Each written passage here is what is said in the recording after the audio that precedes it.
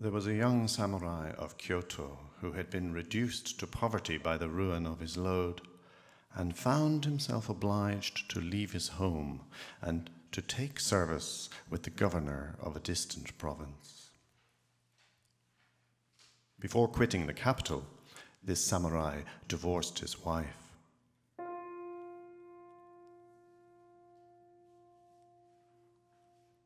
A good and beautiful woman, under the belief that he could better obtain promotion by another alliance. He then married the daughter of a family of some distinction and took her with him to the district whither he had been called.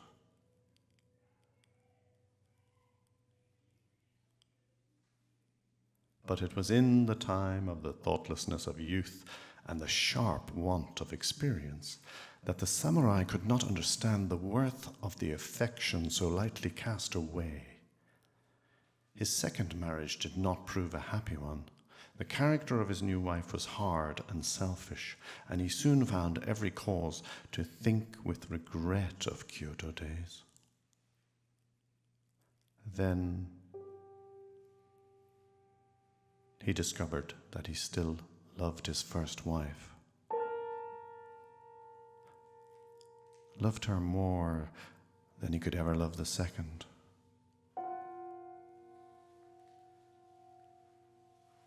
And he began to feel how unjust and how thankless he had been.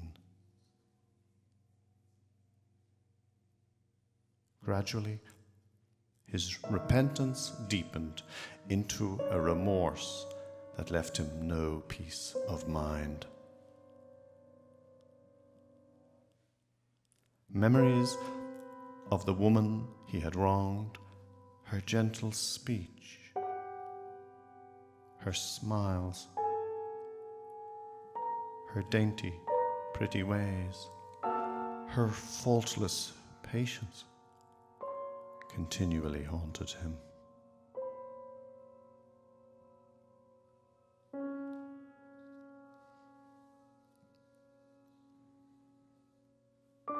Sometimes, in dreams, he saw her at her loom, weaving as when she toiled night and day to help during the years of their distress.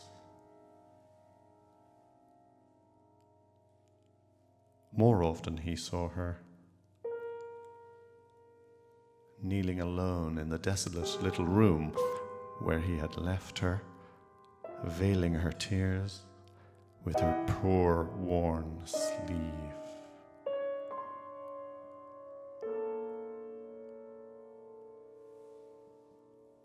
Even in the hours of official duty, his thoughts would wander back to her. Then he would ask himself how she was living, what she was doing.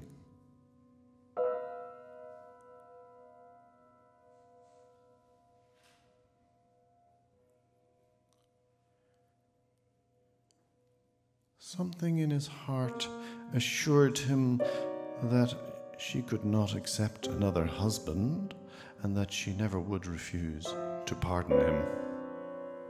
And he secretly resolved to seek her out as soon as he could return to Kyoto. Then to beg her forgiveness, to take her back, to do everything a man could do to make atonement.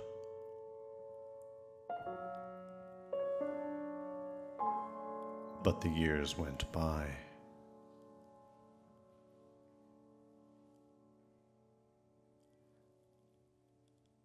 At last the governor's official term expired, and the samurai was free. Now I will go back to my dear one, he vowed to himself. Ah, what a cruelty, what a folly to have divorced her. He sent his second wife to her own people. She had given no children. And hurrying to Kyoto, he went at once to seek his former companion, not allowing himself even the time to change his traveling garb.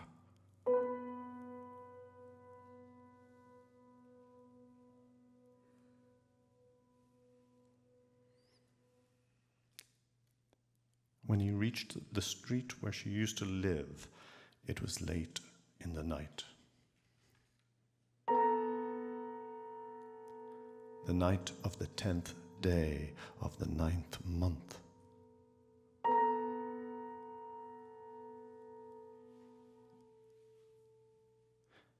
And the city was silent as a cemetery, but a bright moon made everything visible.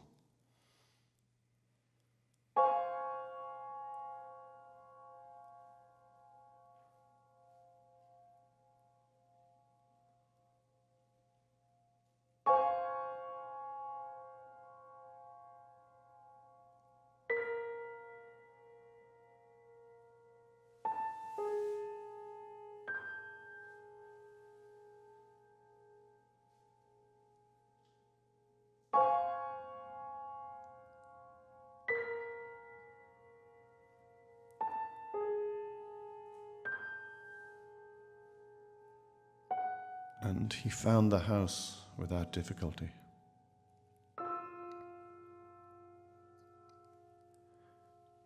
It had a deserted look. Tall weeds were growing on the roof.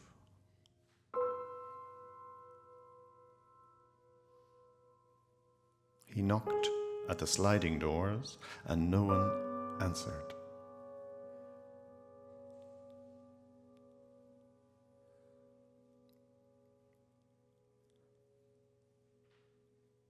Then, finding that the doors had not been fastened from within, he pushed them open and entered.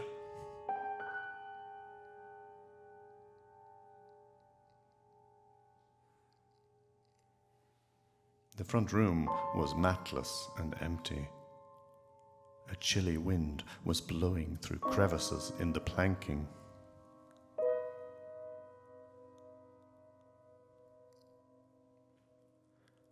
And the moon shone through a ragged break in the wall of the alcove.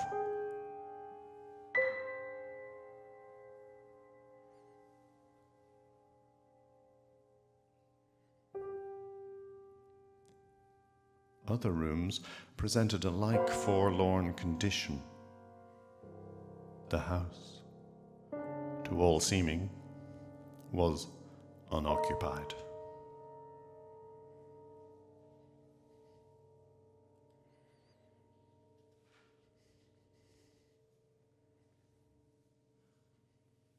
Nevertheless, the samurai determined to visit one other apartment at the farther end of the dwelling.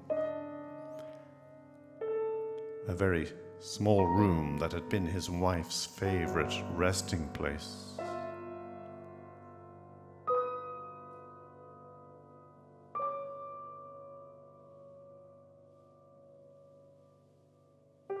Approaching the sliding screen that closed it, he was startled to perceive a glow within.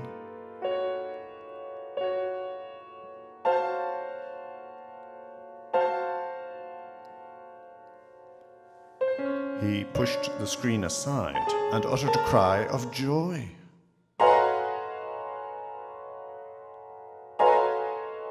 For he saw her there, sewing by the light of a paper lamp.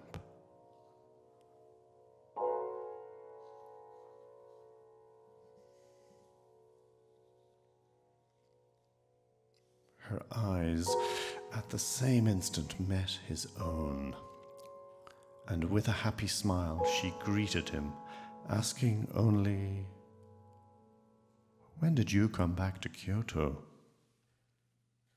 How did you find your way here to me through all those black rooms?" The years had not changed her. She seemed as fair and young as in his fondest memory of her. But sweeter than any memory, there came to him the music of her voice. with its trembling of pleased wonder.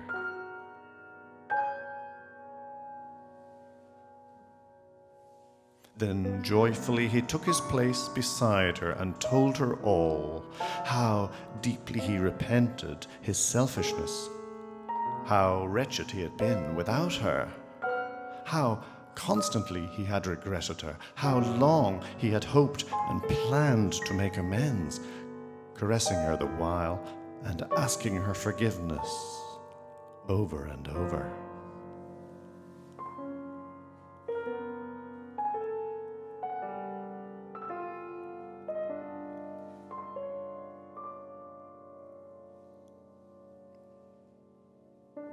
She answered him with loving gentleness according to his heart's desire, entreating him to cease all self-reproach. It was wrong, she said, that he should have allowed himself to suffer on her account. She had always felt that she was not worthy to be his wife. She knew that he had separated from her, notwithstanding, only because of poverty. And while he lived with her, he had always been kind, and she had never ceased to pray for his happiness. But even if there had been a reason for speaking of amends, this honourable visit would be ample amends.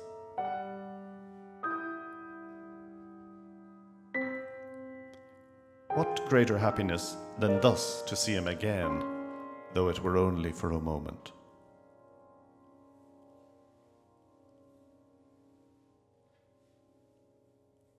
Only for a moment, he replied, with a glad laugh. Say, rather for the time of 7 existences. My loved one, unless you forbid, I am coming back to live with you always, always, always. Nothing shall ever separate us again. Now I have means and friends. We need not fear poverty. Tomorrow my goods will be brought here, and my servants will come to wait upon you, and we shall make this house beautiful.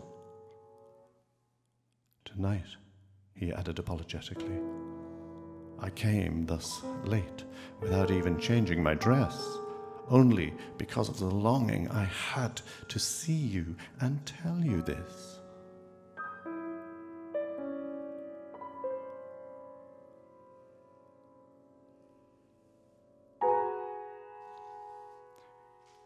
She seemed greatly pleased by these words.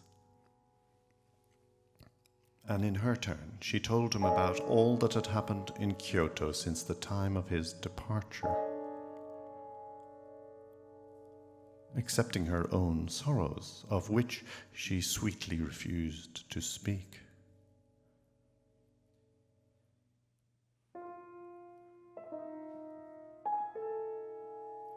They chatted far into the night.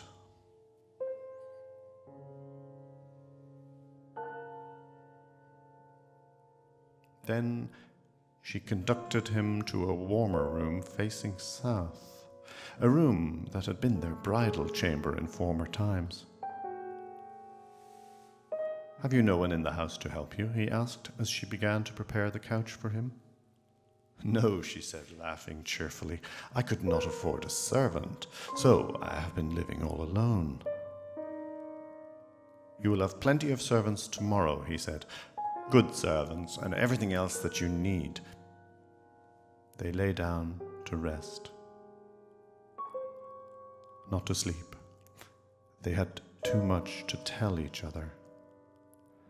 And they talked of the past and the present and the future until the dawn was grey.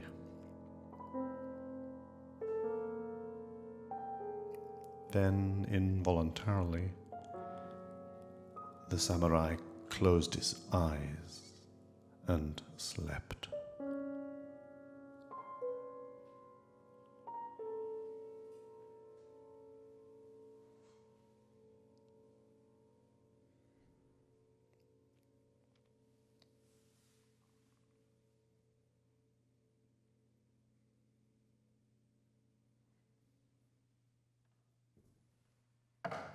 When he awoke, The daylight was streaming through the chinks of the sliding shutters, and he found himself, to his utter amazement, lying upon the naked boards of a mouldering floor.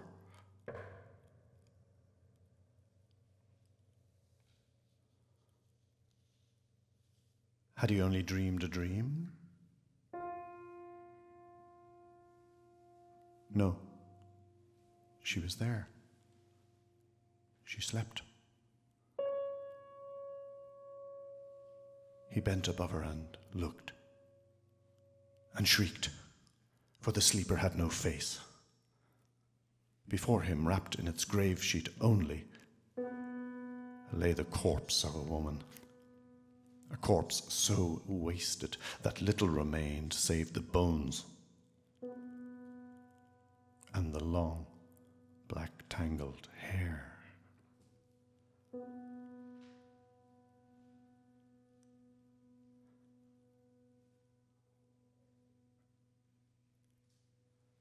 Slowly, as he stood shuddering and sickening in the sun, the icy horror yielded to despair so intolerable, a pain so atrocious that he clutched at the mocking shadow of a doubt.